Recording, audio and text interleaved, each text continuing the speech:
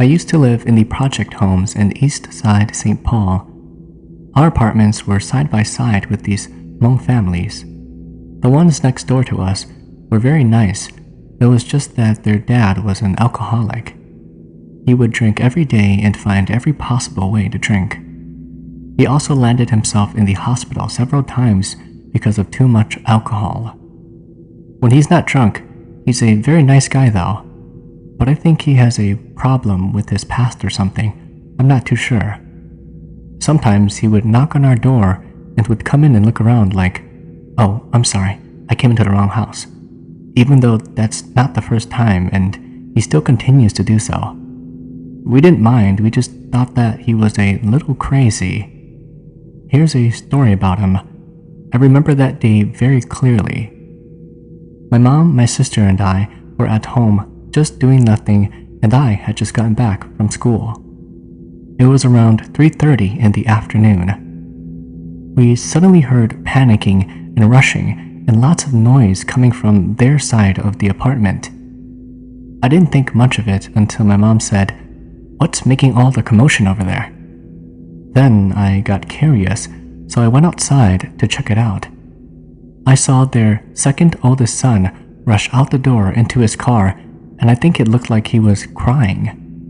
My mom was asking what was going on and for us to go see their apartment to see what's going on.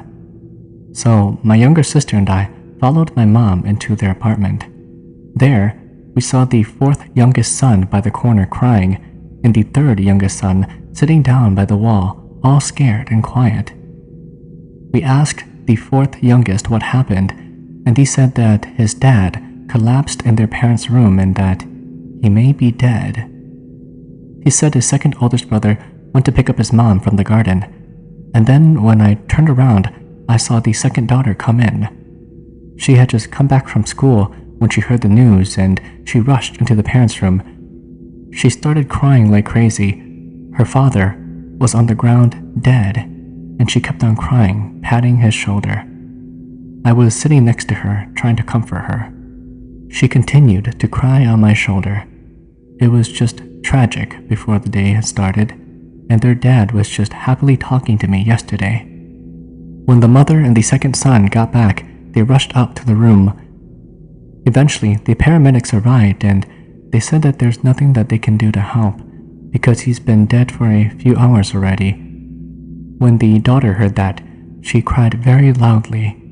She sat on the ground by herself. Later, her friend arrived because they had plans to go out after school. Her friend also came and cried with her.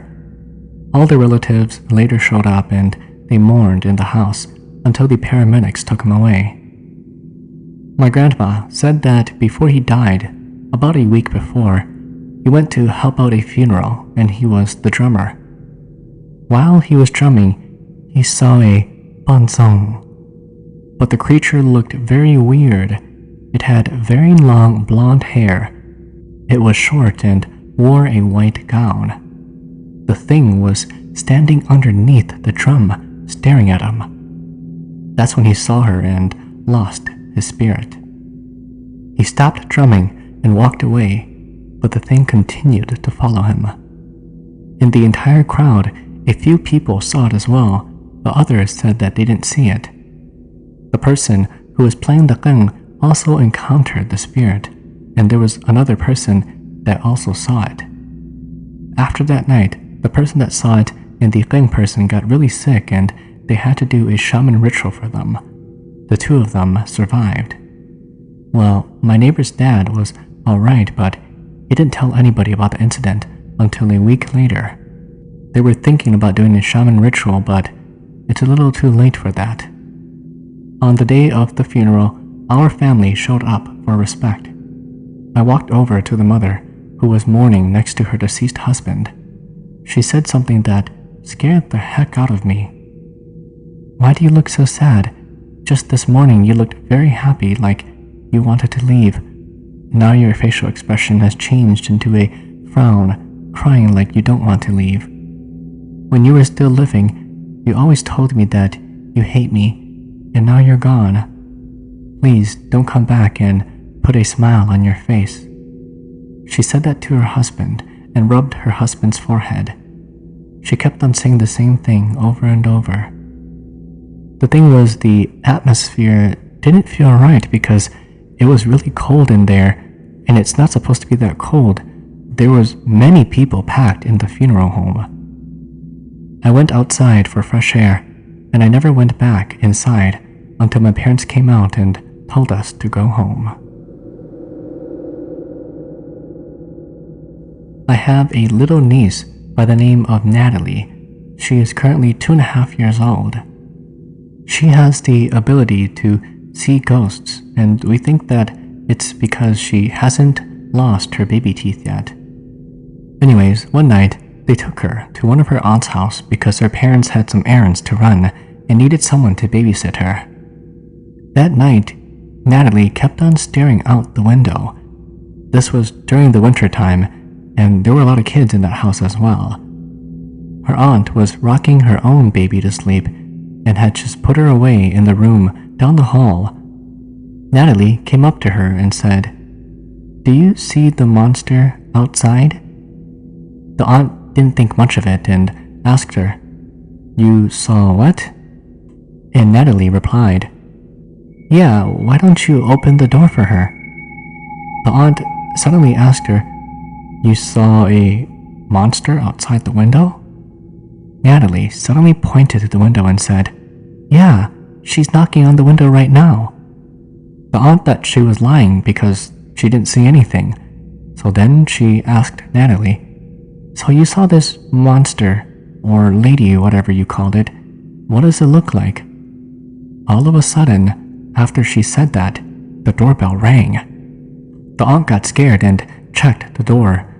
It turned out that it was her husband. They opened the door for the husband and he walked in, and right as he did so, Natalie said that, "Oh, the lady followed right in." She then proceeds to describe how the lady looks like. She has 2 braided hair that comes down to her shoulders and was touching at one of them, smiling at me. She has blood all over her mouth and is wearing a white gown. After this, Natalie proceeds to put her finger underneath her eyelids and pull them down, showing her aunt how the lady looked. The aunt got freaked out and asked where the lady went. Natalie said, She went down the hall to your baby's room." The aunt then rushed down to her baby's room and heard the baby crying loudly as if it was scared of something. She was so scared that she didn't ask Natalie anything else after that. What a creepy kid. Interested in sharing your stories? Submit them to HmongChronicles@gmail.com or in the description below. Here is the next story. Thank you.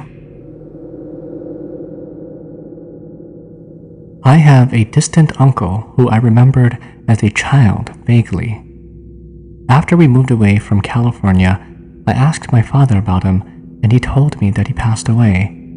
And this is how he died. A friend of his came to his house and knocked on the door.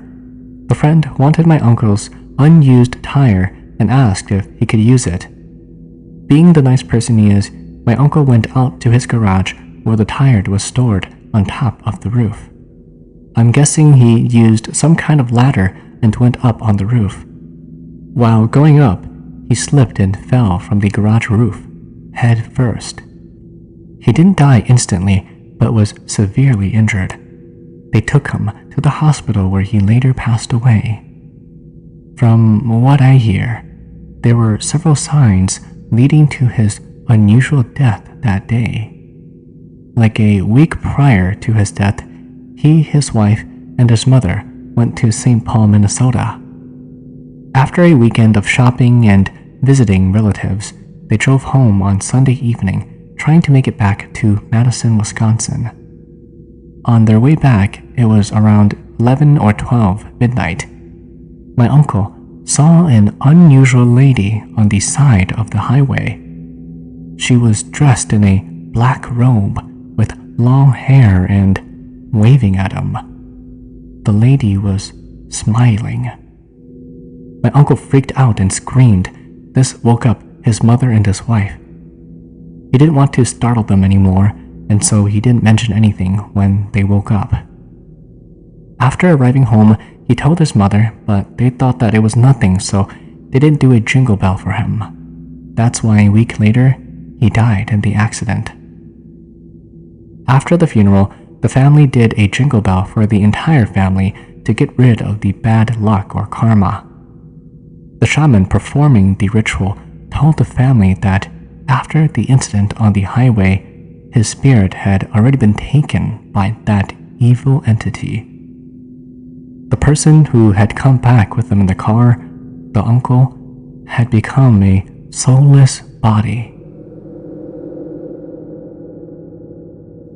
23 years ago, we lived with my in-laws in the projects of southeast Minneapolis. We had just gotten married in December of 1999, and I was pregnant with my first son. It happened one early January morning after my husband had left for work. I was asleep when I heard who I thought to be my brother-in-law knocking at my door. Prior to getting married, my husband and his brother shared that room.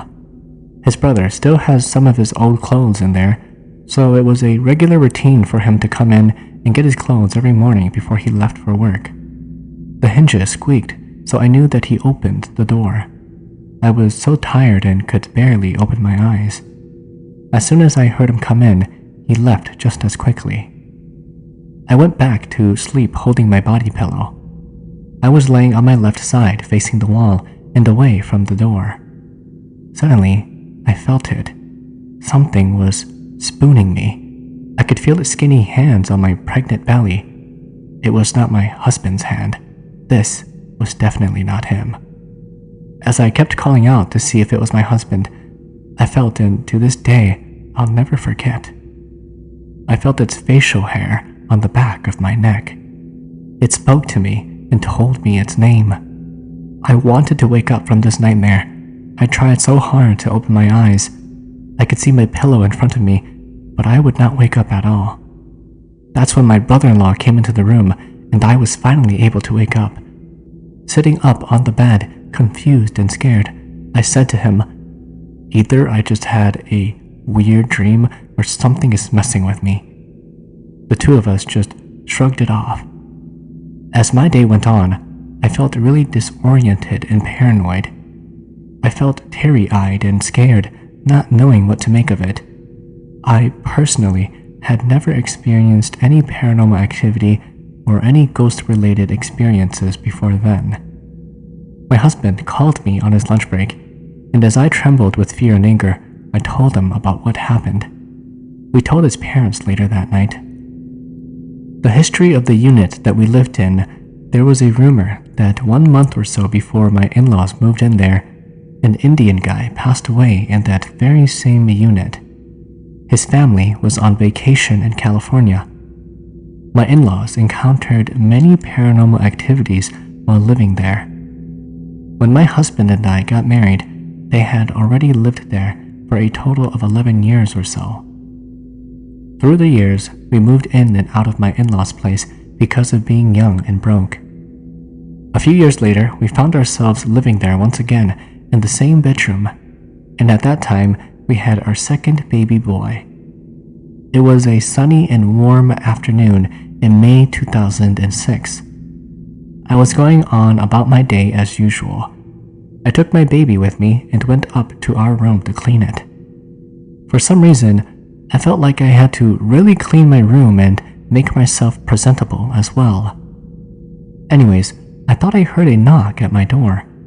Assuming it was just my little sister-in-law that always followed me everywhere, I yelled, "Come in!" Seconds later, no reply. I opened the door and no one was there. I thought that she changed her mind and went to play. I sat there applying my eyeliner, and then I heard my sister-in-law's voice outside my door. She was talking to someone saying, "Yeah, the girl in there, you can talk to her," referring to me. I opened the door to find 3 strangers there. They were some family of the Indian guy who passed away. I was extremely confused. They came from California and wanted to see the unit again. They also wanted to see the room that their dad passed away in, our room. I was instantly pissed off. I hadn't been so scared in so long, and now that they're here to come along and stir up things again, I didn't want to talk to them about my experience. I had to confirm with them that their father really did exist, so I go on and tell them about what happened. I told them in detail and how I felt a beard or mustache. They said that his name was Cabby. That was the name that I heard the thing say to me. They said that he has a beard and that he was a cab driver, hence his name. I go on and express how I'm still shaken by it. His daughter tries to reassure me. "Oh, don't be scared. He was a very kind man." Well, I'm sure that it wasn't nice of him to scare the crap out of me.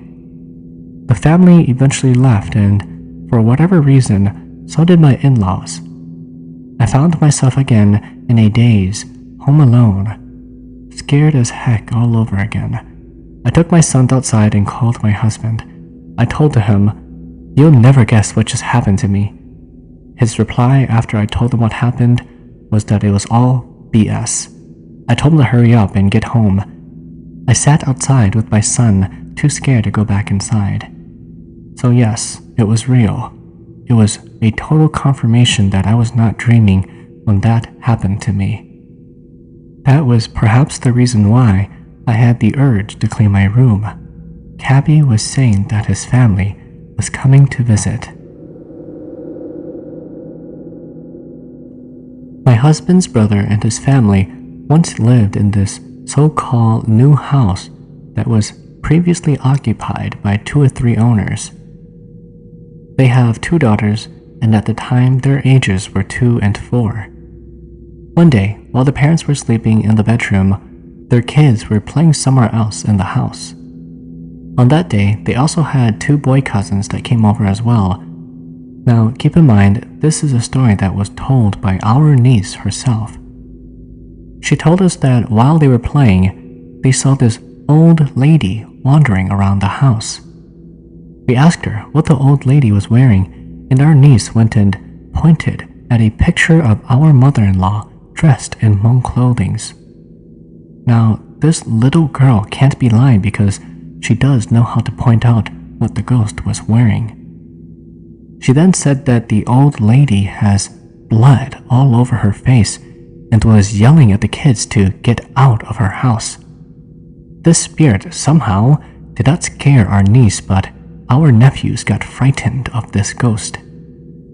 After her parents heard of the story, they moved right out. They found out that the previous owner's mother died in that house. Fresno has some pretty creepy funeral home, and here's a very creepy one. This one lady went to the restroom and was in there all by herself. As she was doing her business, she heard somebody come into the restroom and use the toilet right next to her. She then turned and looked at the shoes, and she noticed that the shoes were only supposed to be worn by the dead. She was so freakishly scared that she didn't want to get out. Instead, she waited for somebody else to enter so that it'll be safer to get out. After a while, with no one coming inside of the bathroom, she just decided to make a run for the door. She dashed out of the toilet stall and went straight for the door, only to find the door locked. She started to bang on the door, yelling for help. She heard people on the other side trying to open the door, but it was stuck. While crying out loud and leaning against the door, wishing that she could go straight through, the toilet flushed. The lady was covering her face, terrified, and her heart was beating out of her chest. Then, she heard the toilet stall slowly creak open and footsteps walking towards her. She dared not to peek, and then all of a sudden, bam, the door opened and she was so joyed to hear the people's voices, but she still dared not to turn around and peek.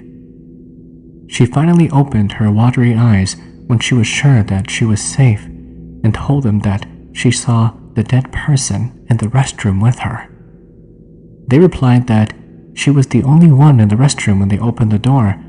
Some of the people went inside to check, but nobody was in the restroom. They sent her home and closed that restroom for the remainder of the funeral.